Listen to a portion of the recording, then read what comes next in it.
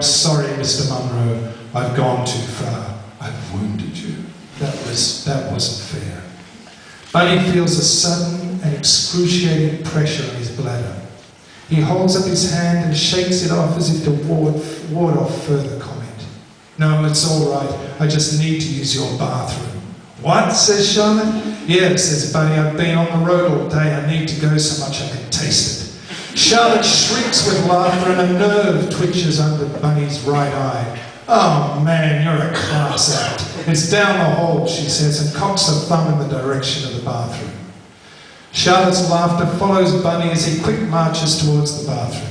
He feels a violent and boiling rage towards her, but he is not completely surprised to see visions of her sparky vagina strode before his eyes. He enters the bathroom in a fury, scrabbles at his flies, and passes a stream of urine with such power that it makes the bones of his face ache. A glaze of sweat covers Bunny's brow, and his quiff lies on his forehead as limp and insentient as roadkill. Bunny hears a renewed shriek of laughter coming from the living room, and he bares his teeth. Fucking bitch, he says, and he pisses on her carpet. Then he pisses on her lilac-coloured walls, and then on a rack full of magazines, and then on the hand towels, and with a grand flourish he rises up on his toes and pisses on her electric toothbrush. Then he zips himself up, opens the door and strides back down the hall full of a renewed and unobstructed purpose and says, "All right, do you want to buy any of this shit or not?" "I detect a note of hostility, Mr. Munro," says Charlotte, standing up from the sofa and rolling her head around on her neck.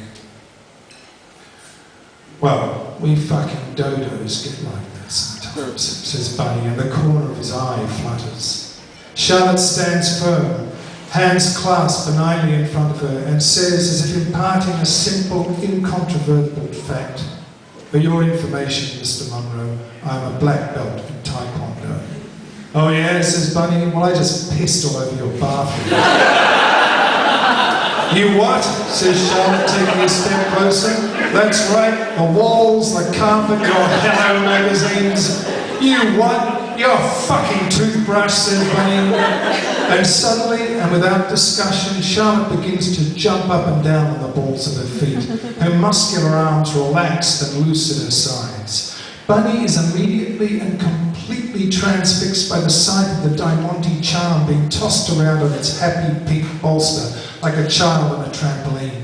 He notices that Charlotte is not wearing a bra, and that before his very eyes her nipples are stiffening and now jut through the thin cotton of her t-shirt, hard and fierce and unusually protracted.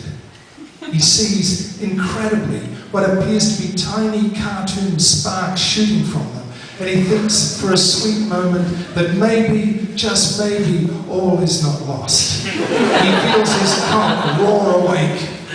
Meanwhile, Charlotte Parnavar steps forward and with a solitary rabbit punch busts Bunny's nose. There is an audible crack, a supernova of light, a geyser of blood, and Bunny tumbles backwards over the calico sofa and lands in a stunned heap on the floor by the front door. "Hi!" says Charlotte. There is a great pumping of blood from Bunny's nose that splashes down his tie, and his jaw yawns open, and he makes a sucking noise like a fish. In slow motion, he allows his head to fall forward and watches the bright blood pool in his cupped hands and says, not loudly, but with the purest kind of outrage, "Fuck." Charlotte continues to hop up and down, her nipples as hard as bone. The foundations of Taekwondo are built on integrity, peace and respect. You ought to try some, rabbit man. Painfully, Bunny climbs to his feet, points one trembling finger at her and says, "You horrible fucking slag."